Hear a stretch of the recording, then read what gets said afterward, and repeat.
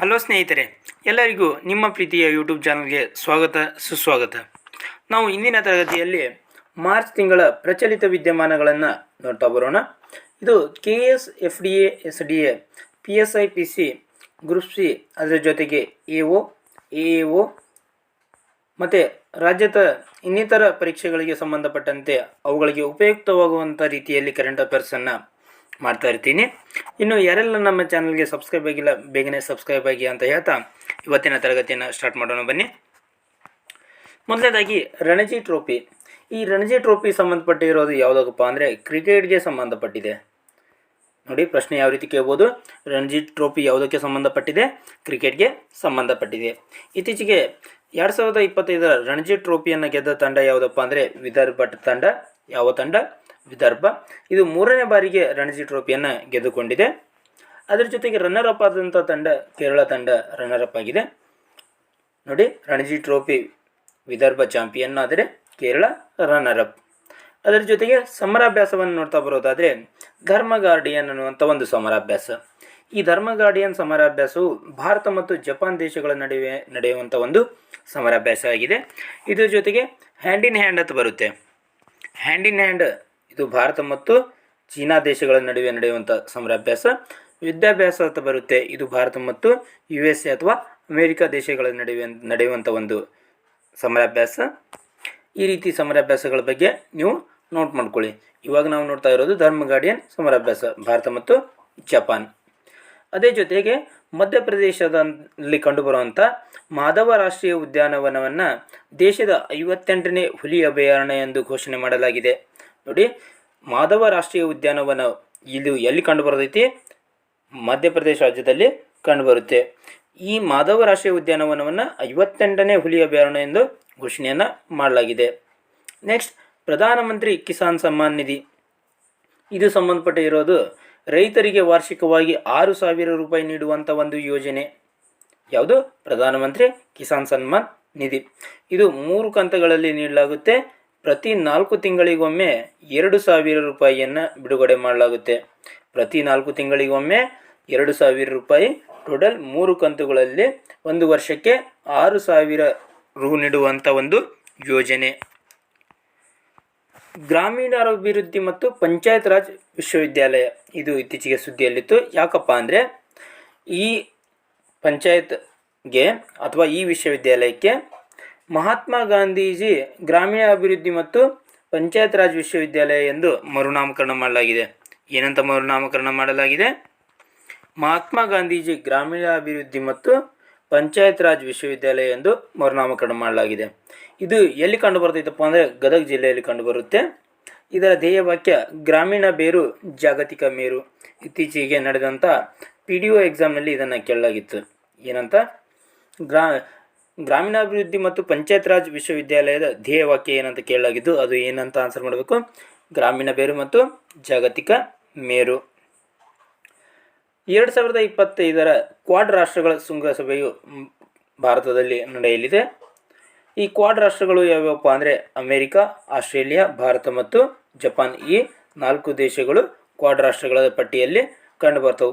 ಈ ಕ್ವಾಡ್ ರಾಷ್ಟ್ರಗಳು ಸೇರಿಕೊಂಡು ಒಂದು ಸಮರಾಭ್ಯಾಸವನ್ನು ಮಾಡ್ತವೆ. ಅದುವೇ ಮಲಬಾರ್ ಸಮರಾಭ್ಯಾಸ. ಯಾವ ಸಮರಾಭ್ಯಾಸ? ಮಲಬಾರ್ ಸಮರಾಭ್ಯಾಸ. ಇದು ಕ್ವಾಡ್ ರಾಷ್ಟ್ರಗಳ ನಡುವೆ ನಡೆಯುವಂಥ ಒಂದು ಸಮರಾಭ್ಯಾಸವಾಗಿದೆ.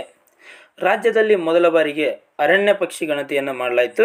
ಅದು ಎಲ್ಲಿ ಮಾಡಲಾಯ್ತಪ್ಪ ಅಂದರೆ ಮಲೆ ಮಹದೇಶ್ವರ ಬೆಟ್ಟ ವನ್ಯಜೀವಿ ಧಾಮದಲ್ಲಿ. ನೋಡಿ, ರಾಜ್ಯದ ಮೊದಲ ಬಾರಿ ಅರಣ್ಯ ಪಕ್ಷಿ ಗಣತಿಯನ್ನು ಎಲ್ಲಿ ಮಾಡಲಾಯಿತು ಅಂತ ಏನಾದರೂ ಪ್ರಶ್ನೆ ಕೇಳಿದರೆ ನೀವೇನಂತ ಆನ್ಸರ್ ಮಾಡಬೇಕು? ಮಲೆ ಮಹದೇಶ್ವರ ಬೆಟ್ಟ ವನ್ಯಜೀವಿ ಧಾಮ. ನೆಕ್ಸ್ಟ್, ರಾಷ್ಟ್ರೀಯ ವಿಜ್ಞಾನ ದಿನ. ಪ್ರತಿ ವರ್ಷ ಫೆಬ್ರವರಿ 28 ರಾಷ್ಟ್ರೀಯ ವಿಜ್ಞಾನ ದಿನವಾಗಿ ಆಚರಣೆ ಮಾಡ್ತೀವಿ.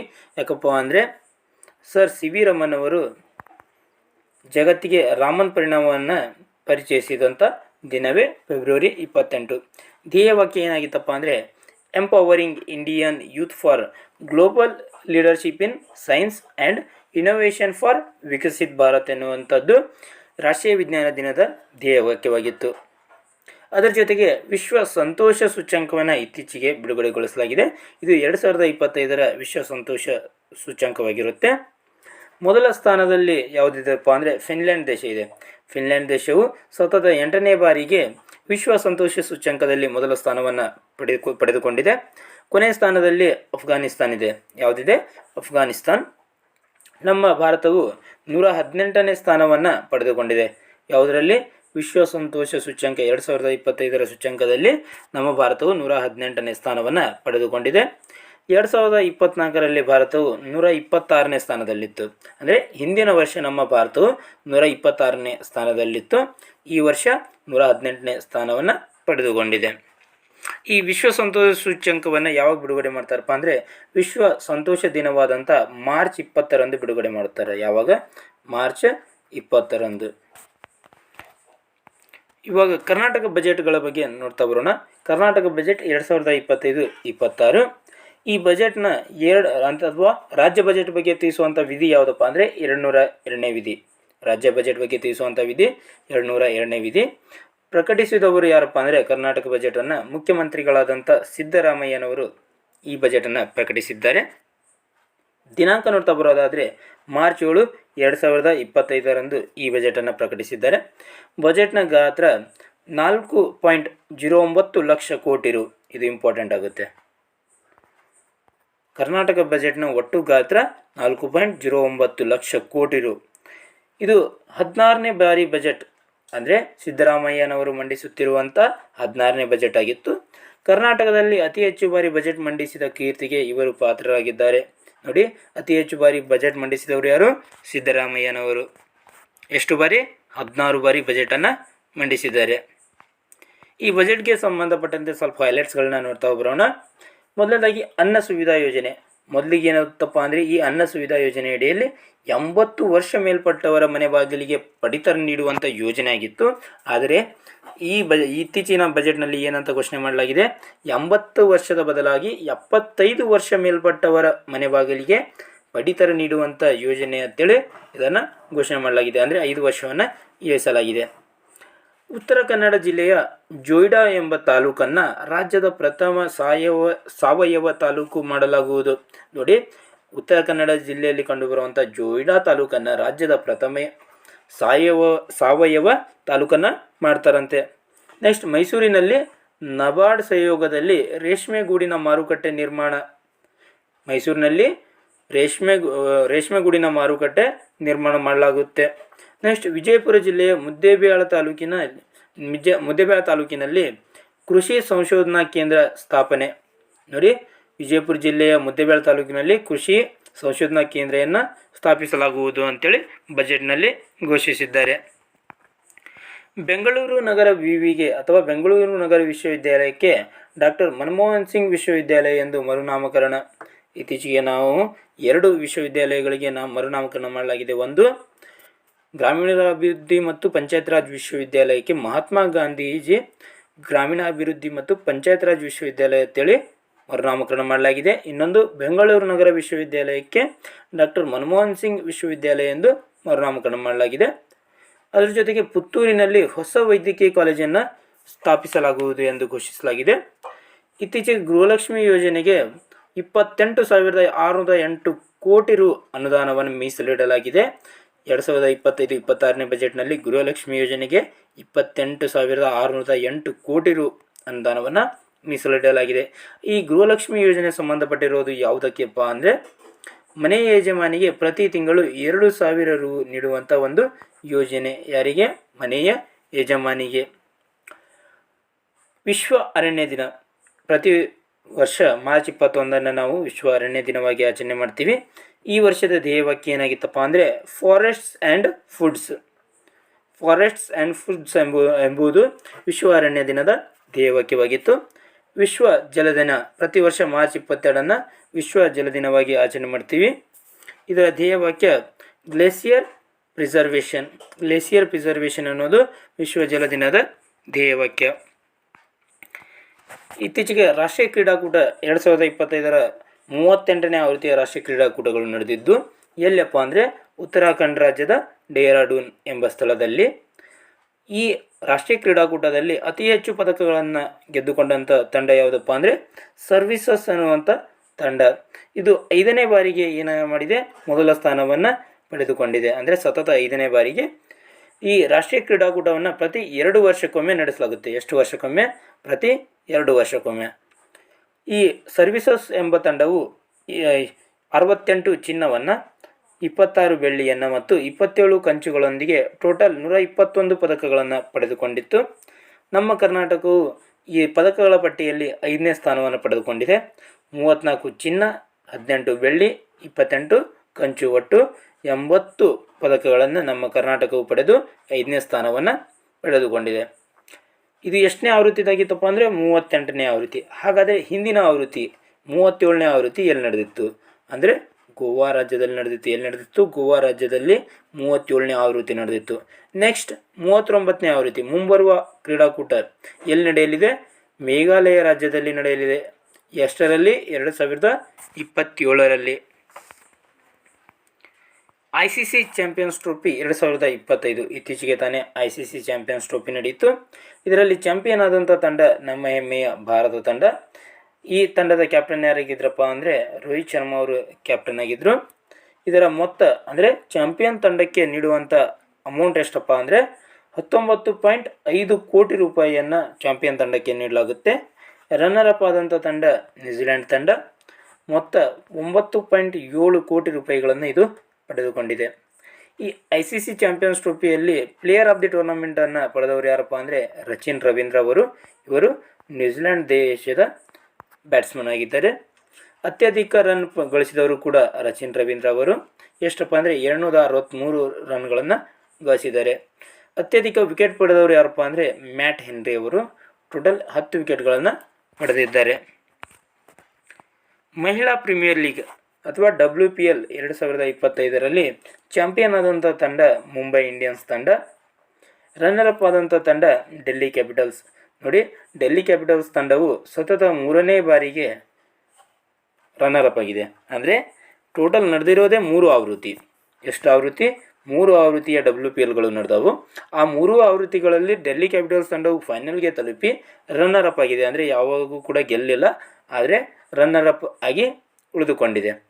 ಫಸ್ಟ್ ಯಾವ್ದು ಗೆತ್ತಪ್ಪ ಅಂದರೆ ಮುಂಬೈ ಇಂಡಿಯನ್ಸ್ ತಂಡ ಮೊದಲ ಬಾರಿಗೆ ಚೊಚ್ಚಲ ಚಾಂಪಿಯನ್ ಆಯಿತು. 2ನೇ ಬಾರಿಗೆ RCBಯ ತಂಡ ರಾಯಲ್ ಚಾಲೆಂಜರ್ಸ್ ಬೆಂಗಳೂರು ತಂಡ ಮಹಿಳಾ ಕ್ರಿಕೆಟ್ ತಂಡ ಏನಾಗಿತ್ತು?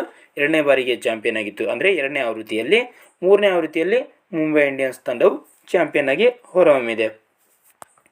ನೆಕ್ಸ್ಟ್, ಪ್ರಧಾನಮಂತ್ರಿಯವರ 2ನೇ ಪ್ರಧಾನ ಕಾರ್ಯದರ್ಶಿಯಾಗಿ ಇತ್ತೀಚೆಗೆ RBIಯ ಮಾಜಿ ಗವರ್ನರ್ ಆದಂಥ ಶಕ್ತಿಕಾಂತ್ ದಾಸ್ ಅವರನ್ನು ನೇಮಕ ಮಾಡಲಾಗಿದೆ. ಇತ್ತೀಚೆಗೆ ಟೇಬಲ್ ಟೆನ್ನಿಸ್ ಆಟಗಾರರಾದಂಥ ಅಚಂತ್ ಶರತ್ ಕಮಲ್ ಅವರು ನಿವೃತ್ತಿಯನ್ನು ಘೋಷಿಸಿದ್ದಾರೆ. ಈ ಪ್ರಶ್ನೆ ಕೇಳ್ಬೋದು ನೋಡಿ, ನಿಮಗೆ ಇದು ಇಂಪಾರ್ಟೆಂಟ್ ಆಗುತ್ತೆ. ಅಚಂತ್ ಶರತ್ ಕಮಲ್ ಅವರು ಇತ್ತೀಚೆಗೆ ನಿವೃತ್ತಿಯನ್ನು ಘೋಷಿಸಿದ್ದಾರೆ. ಇವರು ಯಾವ ಆಟಕ್ಕೆ ಸಂಬಂಧಿಸಿದ್ದರು ಅತ್ತೆ ಪ್ರಶ್ನೆಯನ್ನು ಕೇಳಿದಾಗ ನೀವೇನಂತ ಆನ್ಸರ್ ಮಾಡಬೇಕು? ಟೇಬಲ್ ಟೆನ್ನಿಸ್ ಆಟ ಅಂತ ಆನ್ಸರ್ ಮಾಡಬೇಕು.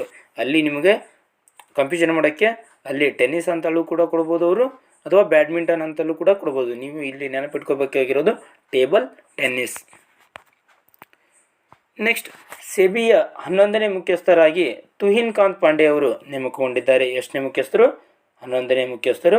ಈ ಸೆಬಿಯ ಬಗ್ಗೆ ನೋಡ್ತಾ ಬರೋದಾದರೆ, ಸೆಬಿಯ ವಿಸ್ತೃತ ರೂಪ securities exchange board of India ಅನ್ನೋದು ಸೆಬಿಯ ವಿಸ್ತೃತ ರೂಪ.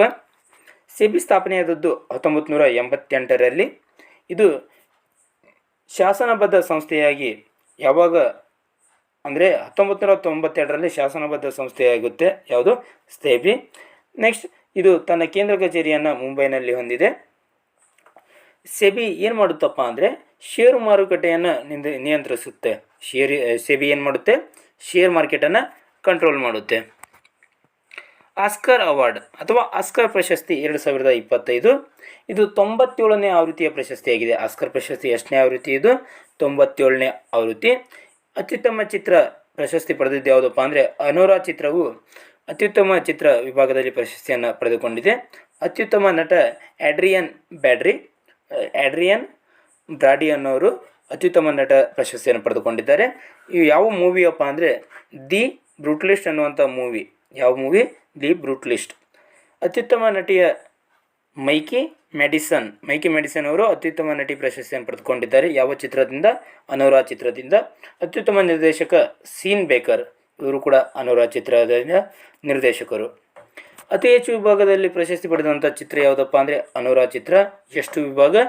5 ವಿಭಾಗದಲ್ಲಿ ಪ್ರಶಸ್ತಿಯನ್ನು ಬಾಚಿಕೊಂಡಿದೆ.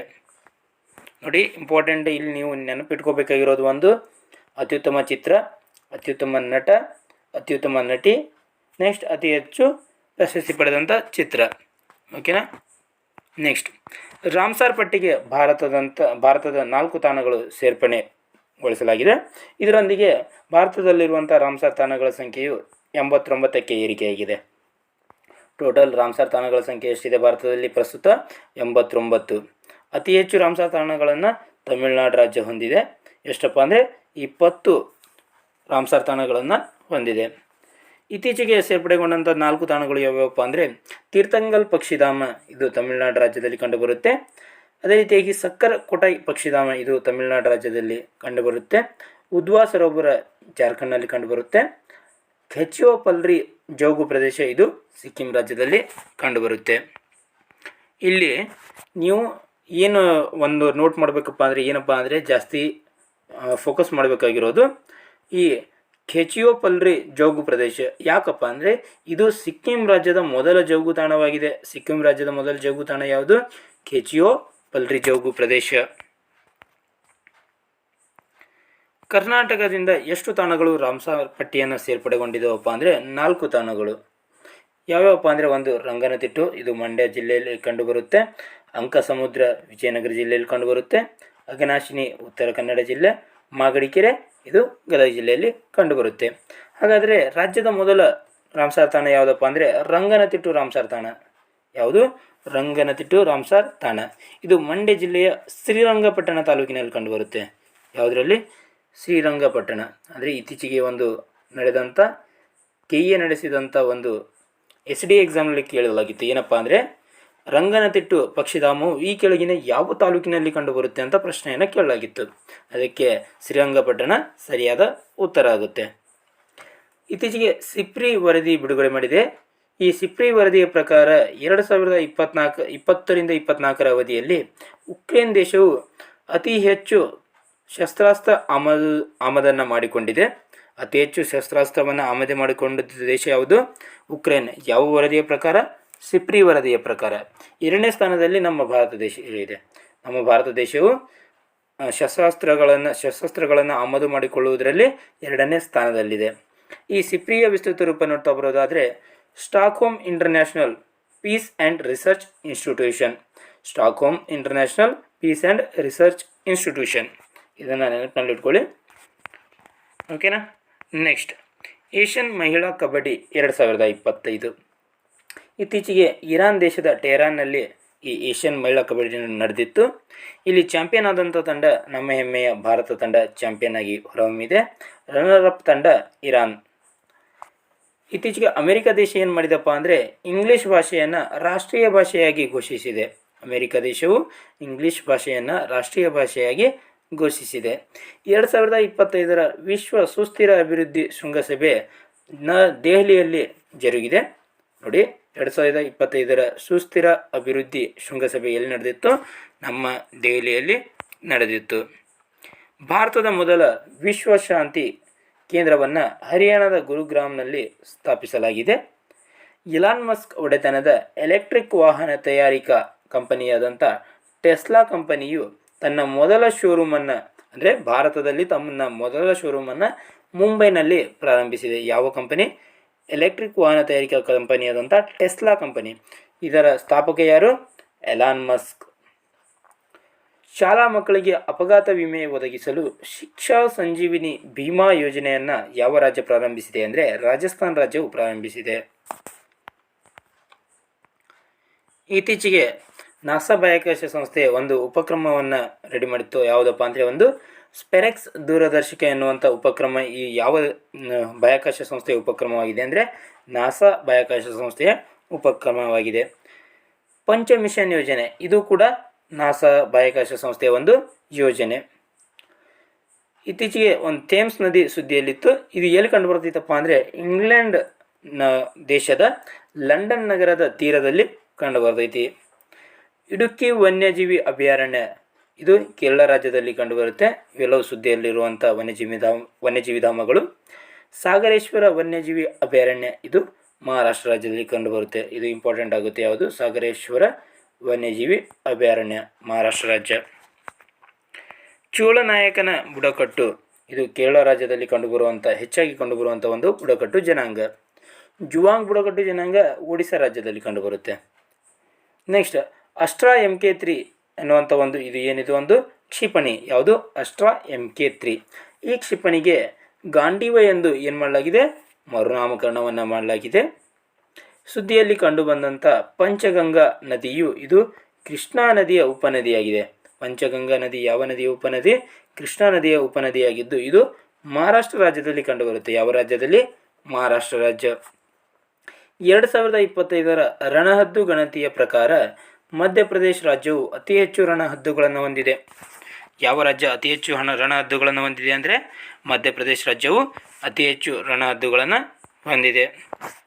2024ನೇ ಸಾಲಿನ ಶ್ರೀ ಸಂತ ಸೇವಾಲಾಲ್ ಪ್ರಶಸ್ತಿಯನ್ನು BT ಲಲಿತಾ ನಾಯಕ್ ಅವರಿಗೆ ಪ್ರದಾನ ಮಾಡಲಾಗಿದೆ. ಹಿರಿಯ ನಾಗರಿಕರ ಆಯೋಗವನ್ನು ಸ್ಥಾಪಿಸಿದಂಥ ಭಾರತದ ಮೊದಲ ರಾಜ್ಯ ಯಾವುದಪ್ಪ ಅಂದರೆ ಕೇರಳ ರಾಜ್ಯ. ಕೇರಳ ರಾಜ್ಯ ಏನು ಮಾಡಿದೆ? ಹಿರಿಯ ನಾಗರಿಕರ ಆಯೋಗವನ್ನು ಸ್ಥಾಪಿಸಿದೆ. ಉತ್ತರಾಖಂಡ್ ರಾಜ್ಯದ ನಂತರ ಏಕರೂಪ ನಾಗರಿಕ ಸಂಹಿತೆಯನ್ನು ಜಾರಿಗೊಳಿಸಿದಂಥ ಎರಡನೇ ರಾಜ್ಯ ಯಾವುದಪ್ಪ ಅಂದರೆ ಗುಜರಾತ್ ರಾಜ್ಯ. ಕೊನೆಯದಾಗಿ ಮಾರ್ಚ್ ತಿಂಗಳ ಪ್ರಮುಖ ದಿನಾಚರಣೆಗಳನ್ನು ನೋಡ್ತಾ ಬರೋಣ. ವಿಶ್ವ ವನ್ಯಜೀವಿ ಸಂರಕ್ಷಣಾ ದಿನ. ಪ್ರತಿ ವರ್ಷ ಮಾರ್ಚ್ 3ನ್ನು ಏನಂತ ಆಚರಣೆ ಮಾಡ್ತಾರೆ? ವಿಶ್ವ ವನ್ಯಜೀವಿ ಸಂರಕ್ಷಣಾ ದಿನವಾಗಿ ಆಚರಣೆ ಮಾಡ್ತಾರೆ. ಅದೇ ರೀತಿಯಾಗಿ ಅಂತಾರಾಷ್ಟ್ರೀಯ ಮೇಳ ದಿನವನ್ನು ಯಾವಾಗ ಆಚರಣೆ ಮಾಡ್ತಾರೆ ಅಂದರೆ ಮಾರ್ಚ್ 8ರಂದು ಆಚರಣೆ ಮಾಡ್ತಾರೆ. ಅಂತಾರಾಷ್ಟ್ರೀಯ ಗ್ರಾಹಕರ ಹಕ್ಕುಗಳ ದಿನ ಮಾರ್ಚ್ 15.